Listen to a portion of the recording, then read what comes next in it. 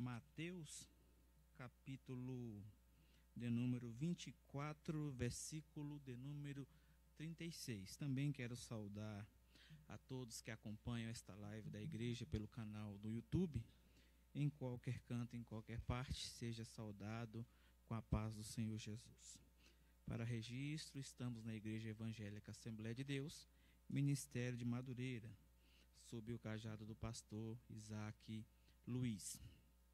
Mateus, capítulo de número 24, versículo de número 36. Também quero agradecer aos obreiros da igreja, ao ministério, aos porteiros, que chegam bem mais cedo do que nós e prepara tudo bonitinho para que quando eu chegue e você também chegue, já esteja tudo confortável. É um ambiente bom, tranquilo, que a Assembleia de Deus nos proporciona para estudarmos a palavra de Deus. Quem encontrou, repita comigo: eu vou para o céu. Quem não encontrou, diga: eu vou também. Amém? Vamos ler então, irmãos, Mateus capítulo 24, versículo 36. Diz assim a Bíblia Sagrada: porém, daquele dia e hora ninguém sabe, nem os anjos dos céus, nem o Filho, mas unicamente meu Pai. E como foi nos dias de Noé, assim será também a vinda do Filho do Homem. Portanto, assim como nos dias anteriores ao dilúvio, comiam, bebiam, casavam e davam-se em casamento, até ao dia em que Noé entrou na arca. E não perceberam até que veio o dilúvio e os levou a todos. Assim será também a vinda do Filho do Homem. Então, estando dois no campo, será levado um e deixado o outro. Estando duas moendo no moinho, será levada uma e deixada outra. Vigiai, pois, porque não sabeis a que hora há de vir o vosso Senhor. Mas considerai isto: se o pai de família soubesse a que vigília da noite havia de vir o ladrão, vigiaria e não deixaria que fosse arrombada a sua casa. Por isso, estai vós apercebidos também, porque o Filho do Homem há de vir a uma hora em que não penseis. Os irmãos podem tomar os vossos assentos.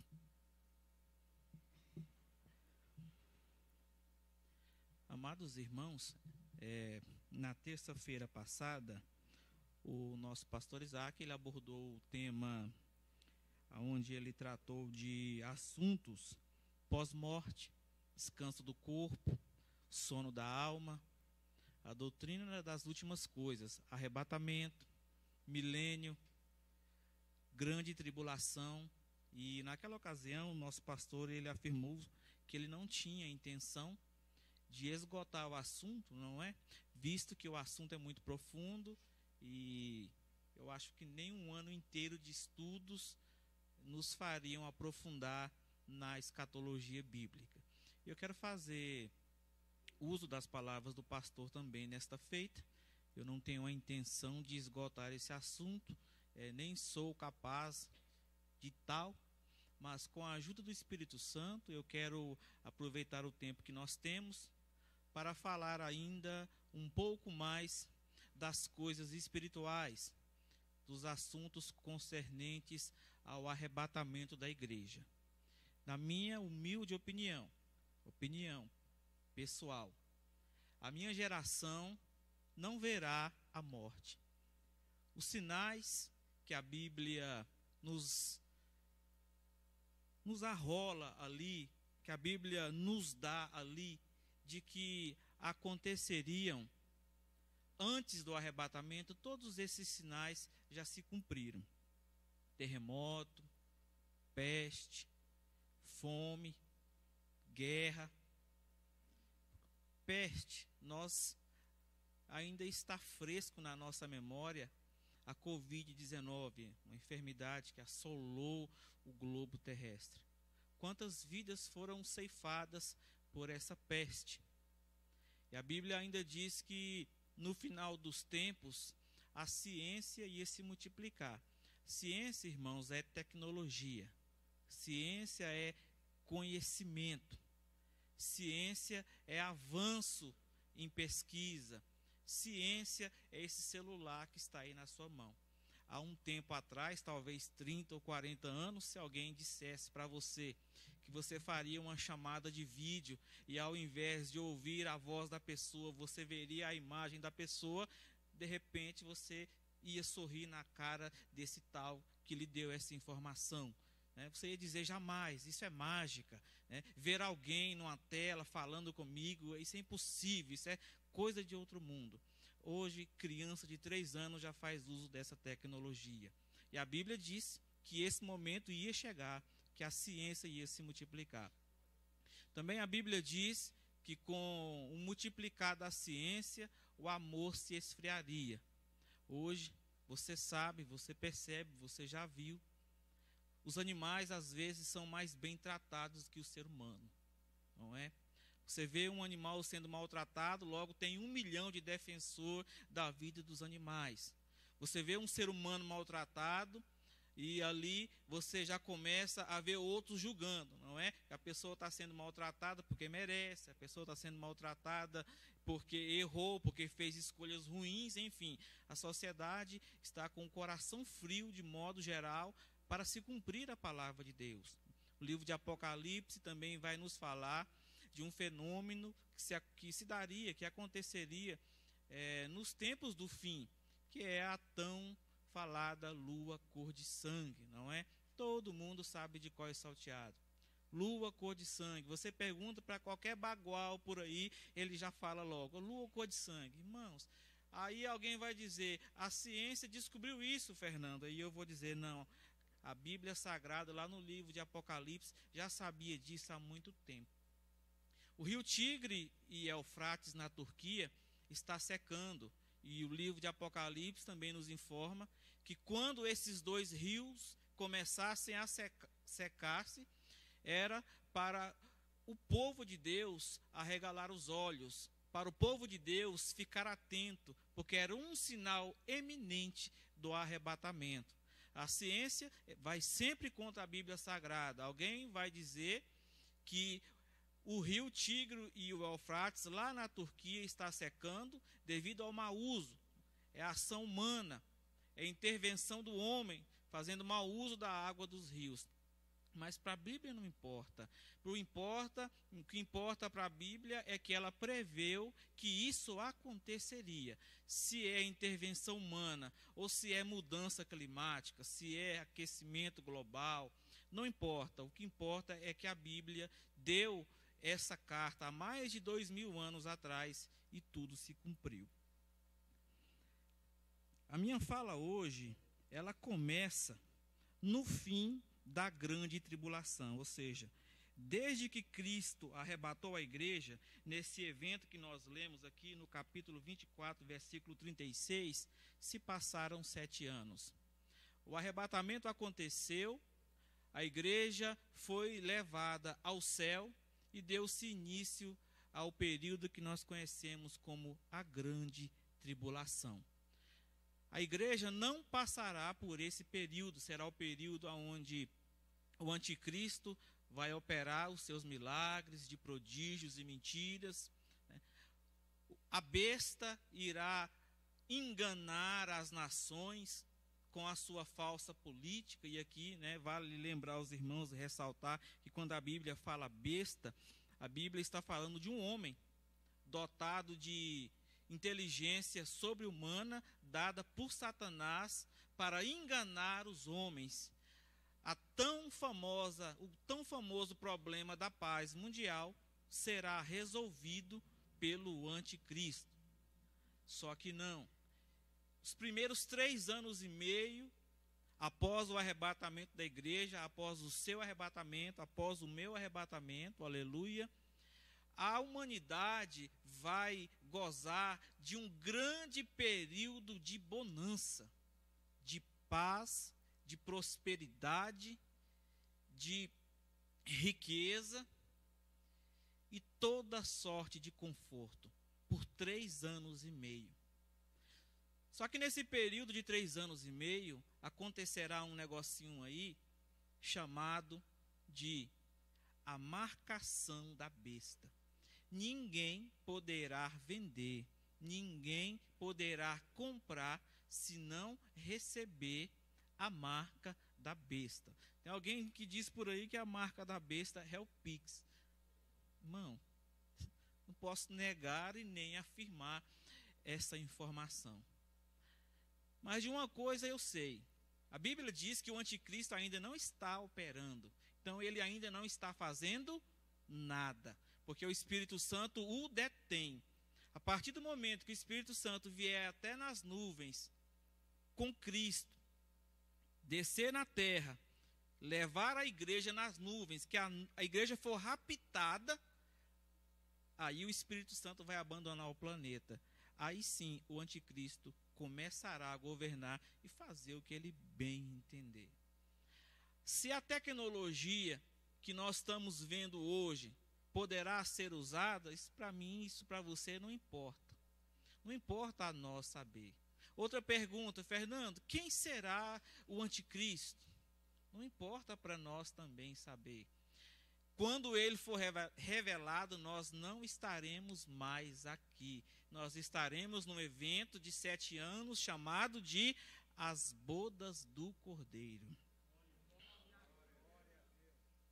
Ô, irmãos, eu sempre falo um negócio aqui, não sei se todos já aprenderam, mas os irmãos já ouviram falar dos crentes de Bereia? Eu sempre falo isso aqui. O que os bereanos faziam com o apóstolo Paulo, enquanto o apóstolo Paulo estava pregando a palavra de Deus? Quem aqui lembra? Alguém? Eles ficavam com a Bíblia aberta para conferir na palavra se aquilo que o apóstolo Paulo estava falando era de fato Bíblia ou era heresia. Então, se nessa noite você quiser ficar com a sua Bíblia aberta, não é falta de educação. Daqui a pouco eu vou dar um monte de referências bíblicas aqui e nós vamos ler a Bíblia juntos para nos alimentarmos da palavra de Deus. Os primeiros 3 anos e meio, eu dizia, do Pix, da marca da besta, né? Não podemos negar e nem afirmar. Mas o certo é, irmão Gideão, que para comprar e para vender você terá que ter a marca, não é? Ah, mas eu sou multimilionário, eu sou dono de todos os supermercados do mundo, eu sou rico. Perfeito. Você só vai conseguir vender uma balinha na grande tribulação se você aceitar a marca da besta. O interessante é que a Bíblia nos ensina que nesses 3 anos e meio, e depois nos próximos 3 anos e meio, pessoas poderão ser salvas em Cristo Jesus. Atualmente a salvação é de graça, e para que haja salvação precisa de derramamento de sangue. No período da grande tribulação, quem quiser encontrar a Cristo, quem quiser se salvar, terá que derramar o seu próprio sangue. Eu já vi Napoleão Falcão pregando que agulhas serão enfiadas entre a pele e a unha das pessoas, enquanto os carrascos gritam, nega a Cristo, nega a Cristo. Irmãos, às vezes nós sentimos dificuldade nos dias de hoje em não negar a Cristo. Imagina uma agulha sendo introduzida entre a sua unha e a carne do seu dedo, não é? Pessoas sendo eletrocutadas em praça pública, enquanto o carrasco grita, negue a Cristo, negue a Cristo. Mas o que mais me deixa chocado é que a Bíblia diz, lá no livro de Apocalipse, que muitas pessoas vão resistir esses maus tratos, muitas pessoas vão resistir essa tortura, e elas se apresentarão diante do trono do Cordeiro com palmas nas mãos. Não é? Apocalipse diz que diante do trono tem uma multidão que veio da grande tribulação se apresentar ao trono de Cristo, dizendo para Cristo: até quando o Senhor não vingará o nosso sangue? Até quando o Senhor não vingará o nosso sofrimento? Enquanto muitos vão estar sofrendo por não aceitar a marca da besta, morrendo de fome, às vezes morrendo de sede, a sociedade, em grande maioria, vão estar usufruindo de bonança, de riquezas, não é? De paz não duradoura, porque o mundo é assim, a paz do mundo sempre será assim, com prazo de validade, diferente da paz que Cristo dá, que é uma paz genuína, eterna, verdadeira, que Coríntios afirma que ainda salta para a eternidade. Glorificado seja o nome de Jesus. Ao finalizar a primeira parte da grande tribulação, que são os 3 anos e meio, o anticristo dará início a um outro período, aonde a Bíblia diz, a escatologia dá conta, que ele se sentará em um trono em Israel e exigirá adoração.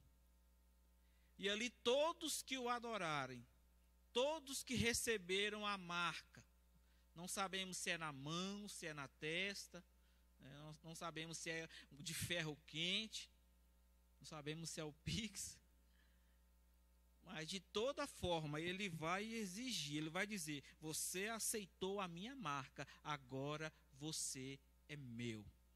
Irmão e irmã, não se assuste com essas informações, você não estará mais no planeta quando isso estiver acontecendo.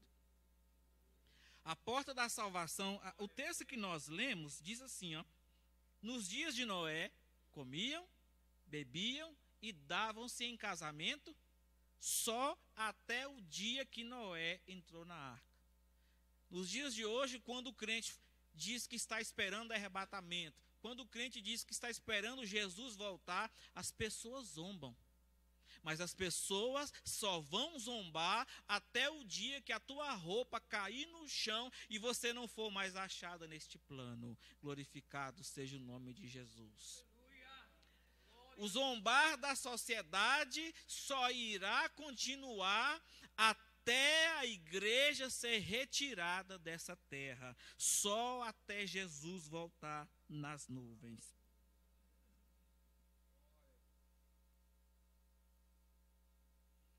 Amados irmãos, o arrebatamento acontecerá em 2 etapas.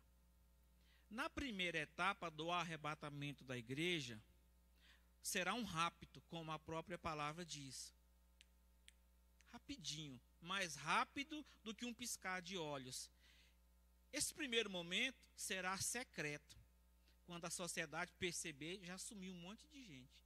Não é? É aí onde aviões com pilotos salvos poderão cair, carros que estão sendo guiados por motoristas que estão salvos poderão bater, né? Submarinos poderão descer um pouco mais às profundezas e não suportar a pressão do mar e poderão ser destruídos porque não são preparados para tal.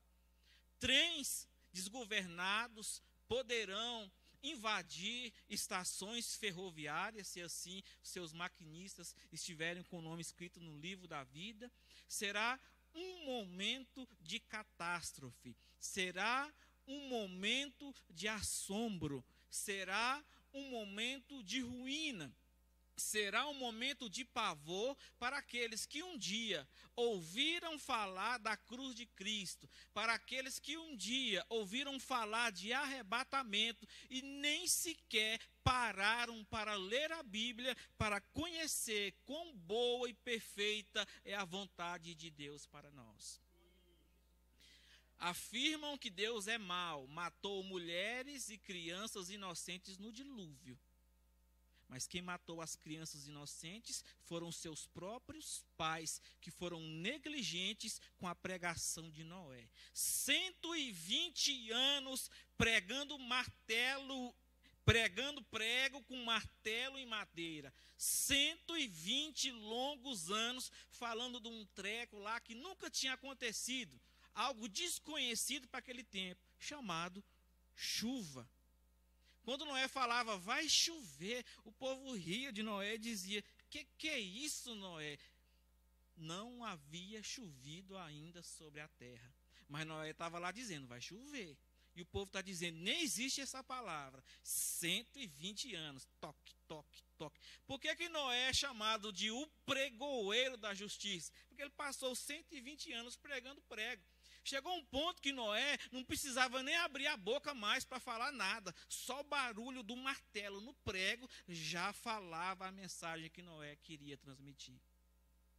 Nos dias de hoje, você não precisa falar mais nada. Todo mundo sabe que os crentes estão esperando arrebatamento. Então, quando você compra e paga, quando você passa na rua, quando você entra e sai do ambiente, você não precisa falar mais nada. A sua vida já entrega a mensagem que você quer entregar. Que você está esperando algo chamado arrebatamento, que ainda não aconteceu igual a chuva no tempo de Noé não tinha acontecido, mas que vai acontecer. Glorificado seja o nome de Jesus. Muita coisa no mundo espiritual depende da nossa fé, mas o arrebatamento não. Independente se eu creio ou se você não crê, vai acontecer. É inevitável. Vamos para a Bíblia Sagrada. Mediante essa introdução, nós temos ali 5, 10, 15, 20 minutos. Mediante essa introdução, eu separei aqui alguns momentos subordinados, ao tema que eu acho de suma importância e relevância a gente mencionar. Vamos para a Bíblia, Apocalipse capítulo 19, versículos 7 e 8. Apocalipse 19.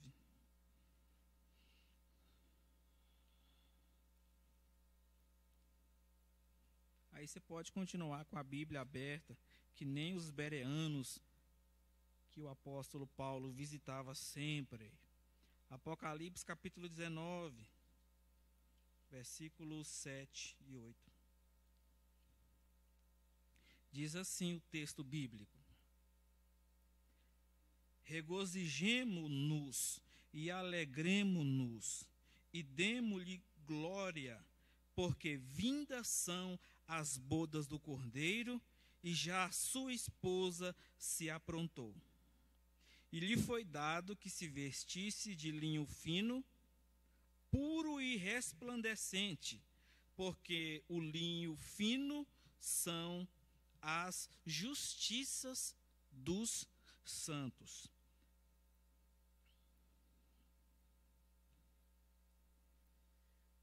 Justiças dos santos. Quantas vezes você já leu esse texto? Milhões de vezes. E você já tinha parado para pensar que tem um negócio aí chamado justiça dos santos? Melhor dizendo, sua justiça. Você fará justiça. Versículo 8. Justiça dos santos. No primeiro momento do arrebatamento, que eu disse para os irmãos, que aconteceu de forma invisível e secreta, naquele primeiro momento ali, a igreja subiu como noiva. Atualmente, nós, os irmãos e eu, o corpo de obreiros que estão aqui na minha retaguarda, nós formamos o corpo da noiva de Cristo. Aí depois de 7 anos de uma longa festa chamada de As Bodas do Cordeiro no céu, na terra chamado de grande tribulação, depois de 7 anos, Cristo está retornando na segunda parte da sua vinda. Ele está descendo agora acompanhado da esposa. E isso é maravilhoso para nós. Subiremos noiva e desceremos esposa. Eu sempre faço essa demonstração, essa conjectura. Só temos a ganhar e só temos vantagem quando nos comparamos com a noiva de Cristo. O noivo não vai deixar ninguém, absolutamente ninguém, maltratar a sua noiva. Jamais. O noivo é apaixonado, né? O noivo está traçando um futuro com uma moça que para ele considera que ele não poderá ser feliz sem ela. Cristo, quando ele olhou para nós, pensando em nós como noiva, ele nos viu sujo, ele nos viu em pecado, ele nos viu condenado. Quando ele percebeu que na situação que nós estávamos, ele não poderia concluir o seu projeto eterno de passar a eternidade conosco, não suportando isso, a Bíblia nos informa um processo chamado de a paixão de Cristo. Apaixonado pela igreja, ele subiu na cruz do Calvário, enxergando um futuro sem a sua noiva. Ao contemplar esse futuro, o Criador preferiu morrer do que passar a eternidade sem a igreja dele. Glorificado seja o nome de Jesus. Só que a morte não contava que ele era tão poderoso para vencê-lo. A Bíblia diz que quando a morte foi colocar os aguilhões nele, os aguilhões da morte não pôde segurá-lo. E ele então marcha pelas ruas do inferno, vai até Satanás, toma da mão dele uma chave que dá direito à vida e à morte, e esmaga a cabeça de Satanás para cumprir o livro de Gênesis, e então sobe. E quando ele sobe, a Bíblia diz que muitos dos irmãos que morreram, muitos dos profetas que morreram, foram vistos caminhando em Jerusalém. Ele ressuscitou ao terceiro dia. E quando ele ressuscita, muitos são ressuscitados também com ele, não é? É uma cena de filme de terror. Você pensa comigo. Cristo ressuscita e aí um monte de gente que já tinha morrido começou a ressuscitar também e andar nas ruas. Esse texto não me vem à memória agora, mas se algum irmão achar aí, só me falar que eu vou ler aqui em voz alta. O certo, irmãos, que ao ver-se sozinho na eternidade, Cristo morreu para ter a noiva do seu lado. Bem, nós estávamos falando da justiça da noiva. Versículo 8 diz que os santos estarão vestidos de linho, tá? Não é jeans, não é renda, não é crayon, não é lã artificial, não é couro, tá? Não é corino, não é camurça, não. A noiva vai estar vestida de linho, que simboliza a justiça da noiva, a justiça da igreja. O linho ali significa que essa mulher no corpo da igreja, que vem descendo com o noivo, cumpriu os pré-requisitos matrimoniais. Diferente de 5 virgens que eram loucas, essa noiva era prudente, ela tinha azeite na lamparina, ela tinha azeite de reserva, ela estava preparada para encontrar com o seu noivo. Fernando, mas por que haverá uma justiça? 1 Coríntios, capítulo 6, versículo 3. Diz assim: e mais, não sabeis vós que iremos julgar inclusive os anjos?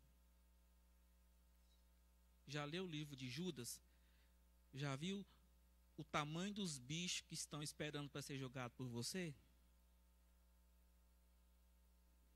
Fernando, eu não vou ser advogado nessa vida. Então se prepara, porque depois do arrebatamento da igreja, você terá que julgar inclusive os anjos. Tem uma coisa interessante com a esposa, que o marido pode até gostar. O marido pode até achar bonito, por exemplo, um sofá. O marido vai lá e olha, que sofazão, que poltrona para eu sentar no domingo à tarde, que coisa maravilhosa. Aí a esposa vai lá e fala, não aprovo. O marido compra? Não compra. Não compra. Porque é a noiva quem decide. Nós estamos falando aqui de coisas terrenas. Por que a Bíblia usa coisas terrenas para falar de verdades espirituais tão profundas. O mesmo critério que Cristo utilizava quando ele usava as parábolas. Quando Cristo contava parábolas, ele nos falava de coisas espirituais incompreensíveis para o ser humano, de forma tão simples que até uma criança entendia. Aqui é a mesma coisa. Aqui temos um noivo descendo para julgar alguém, acompanhado de sua esposa, que eu creio em nome de Jesus, você e eu. E aqui nesse momento, amados irmãos, do versículo de número 8, uma coisa nos chama a atenção. Uma coisa nos salta aos olhos aqui. Que não somente Cristo, mas também nós estaremos montados em cavalos brancos. Fernando, nessa vida eu nunca vou andar de cavalo, então se prepare, porque depois do arrebatamento da igreja você vai andar a cavalo. Que heresia, Fernando? Não é Bíblia, irmão, aí ó. Capítulo 19 do livro de Apocalipse. É maravilhoso a Bíblia Sagrada. Alguém um dia me disse, Fernando, eu não sei o que eu tanto vou fazer na terra. O que eu tanto vou fazer depois do arrebatamento da igreja. Tem muita coisa a se fazer na presença de Deus. Tem muito lugar dessa terra que você não foi ainda, não é? Tem muito animal que você nem pôs a mão. Por exemplo, em um determinado momento, que nós vamos ver daqui a pouco, Cristo vai estar descendo em Jerusalém. Tem muita gente que vai morrer sem visitar Jerusalém, não é? Muitos já foram, mas muitos vão morrer sem visitar Israel, vão morrer sem visitar Jerusalém. Quando Cristo descer com a noiva, ele descerá sobre Israel. Então será um ponto turístico que você vai visitar dentro de tantos outros. Irmãos, tem tanta coisa para fazer na eternidade. Um dia na escola bíblica que alguém disse que a primeira coisa que ia fazer era procurar Eva e der uns TBF, né, em Eva. Irmão, quando você chegar lá, você não quer... Segunda Tessalonicenses diz que na subida do arrebatamento nós vamos ter o nosso corpo transformado em um corpo incorruptível e de glória, igual de Cristo. Você vai estar tão maduro, você vai estar tão espiritual, você vai estar tão gigante na eternidade, igual a Cristo. Você vai dar um abraço em Eva e vai dizer para Eva, Eva, você deu um vacilo muito grande, mas acabou contribuindo para o grande propósito que Deus tinha. Porque depois do seu escorregão, ele prometeu enviar o Cordeiro. E o Cordeiro veio. E não somente um jardim, ele preparou uma cidade. Muito obrigado, Eva. Se a gente pudesse ser espiritual com tudo nessa terra, a gente não brigava com ninguém. A gente ia cumprir a Bíblia. A Bíblia diz assim, tudo dai graça, porque essa é a vontade, né, de Deus para vós. Ô, irmão, alguém pisa na sua unha, irmã. Você acabou de sair do manicure, estragam a sua unha, o seu sangue ferve. Aí você procura onde é que está o propósito de Deus nessa unha estragada, que acabou de ser feita. Não tem propósito aparente, é só para tirar a sua paz. Mas tem, a Bíblia diz que tudo tem um propósito. O marido sai para trabalhar, o gás está lá bonitinho. Daqui a pouco, a mulher manda o WhatsApp.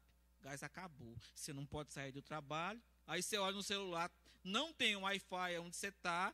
O seu plano de celular não é bom, você não consegue pedir um gás. Você chega em casa, a mulher está... Qual o propósito disso, a não ser tirar a sua paz? Não que a minha esposa faça isso, não. Ela joga o gás nas costas e leva para casa.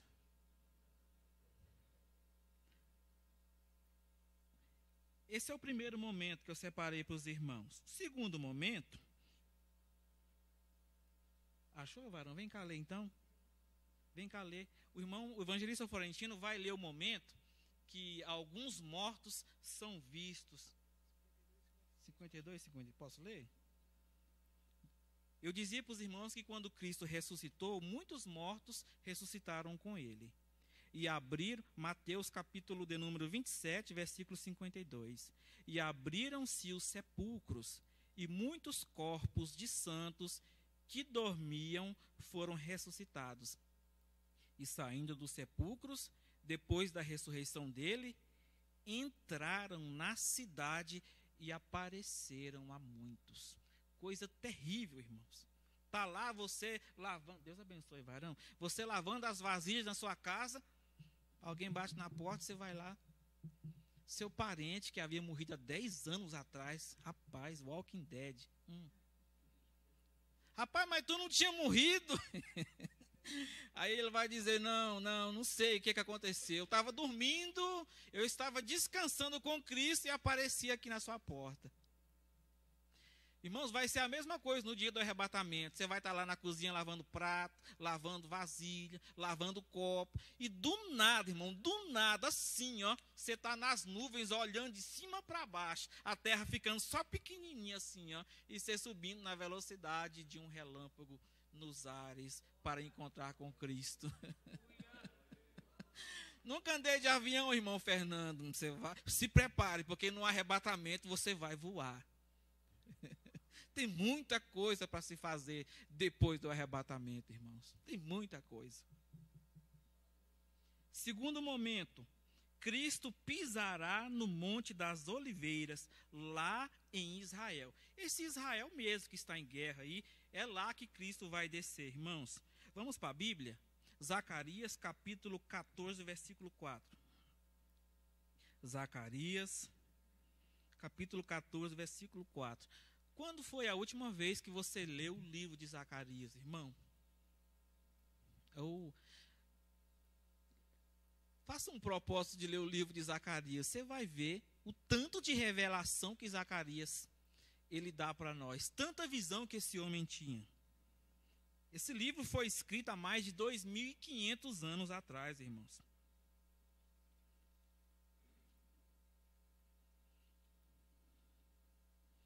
Zacarias capítulo 14, versículo 4 diz assim: E naquele dia estarão os seus pés sobre o monte das oliveiras, que está defronte de Jerusalém para o oriente. E o monte das oliveiras será fendido pelo meio, para o oriente e para o ocidente.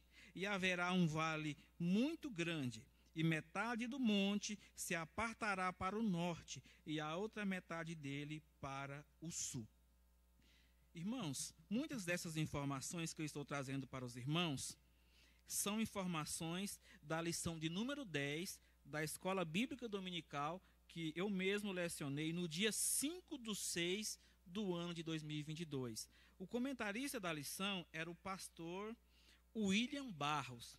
E o pastor William Barros, ele afirma o seguinte, abre aspas, este momento, sem dúvida alguma, será o ápice da história da humanidade.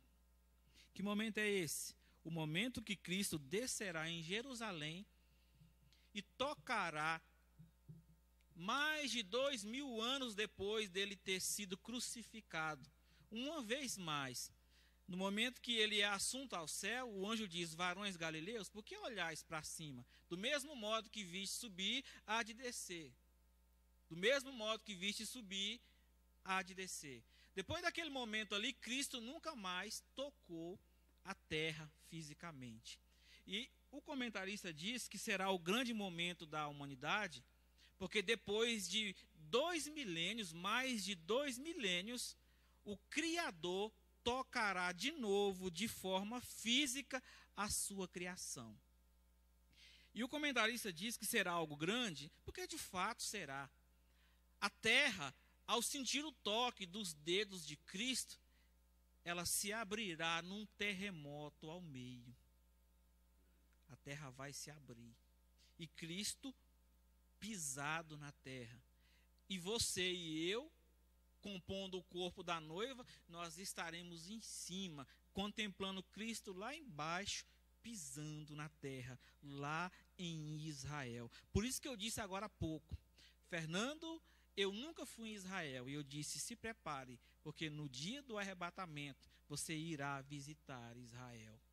Cristo pisando o Monte das Oliveiras, ele se partindo no meio, você em cima, contemplando Cristo lá embaixo, visitando uma vez mais a sua criação. Não é? Está registrado aí em Zacarias capítulo 14, versículo 4. Aí os saduceus, já estou terminando, os saduceus tinham uma dúvida, não é? A mulher casou com um irmão, o homem morreu, aí esse homem tem um segundo irmão, casou com o mesmo, porque era assim na lei, não é? A mulher casava com o irmão, com o outro, com o outro, com o outro, com o outro, para a herança, as herdades, a fortuna, não mudar de família para outra família. Era assim que Israel conservava a sua herança. Inclusive, foi por isso que Nabote foi assassinado por Acabe e Jezabel, porque ele não abriu mão dessa herança. Aí os saduceus tinham preocupação: mestre, a mulher casou com 7 irmãos, no céu, de quem é a esposa? Os saduceus vão estar ali olhando isso. Os fariseus, que não gostavam que Cristo curasse no sábado, estarão ali. Os escribas que não viram Cristo em forma de cordeiro na lei, vão estar ali. Todos contemplando que de fato, de verdade, aquele José, filho de Maria, cujo padrasto, aquele Jesus, filho de Maria, cujo padrasto era José, de fato e de verdade era o Cristo. Alguém vai dizer, aquele comedor de farinha era de fato e de verdade o Criador. Aleluia. Aquele Galileu, carpinteiro, das mãos cheias de cravo e de espinho, não é que ele era mesmo Deus? Oh, glorificado seja o nome de Jesus. O segundo momento que o pastor William diz foi marcado para isto, para que Israel e os judeus reconhecessem de fato e de verdade que Jesus era o Cristo esperado. Todos sabem que até hoje os judeus estão esperando o seu Cristo. E eles, infelizmente, perderam esse bondinho aí. Judeu não é mineiro, irmão. Judeu perdeu o bondinho. Cristo já veio e eles ainda estão esperando. Mas coisa boa é que para mim, comedor de farinha, semi-nordestino, para você, mineira, gaúcho, tocantinense, goiano, seus olhos foram abertos, porque você já sabe de cor salteado que Cristo já veio e já está quase voltando de novo para nos buscar. Glorificado seja o nome de Jesus. Eu vou encerrar por aqui, eu teria mais 3 momentos. Vou deixar para uma próxima oportunidade e vamos ficar de pé e fazer uma oração. Vamos avançar o horário, não? Senhor meu Deus, soberano Pai, Pai do nosso Senhor e Salvador Jesus Cristo, nós somos a Tua igreja e estamos esperando o arrebatamento. A Tua morte na cruz do Calvário garantiu que o nosso nome fosse escrito no livro da vida. Conserva o nosso nome lá, Pai. Envia o Teu Espírito Santo para dentro de nós, para nos capacitar, para nos permitir vencer o mundo, para nos permitir resistir o diabo, ó Pai, porque sabemos que já está próximo, já está perto o arrebatamento da igreja. Aleluia.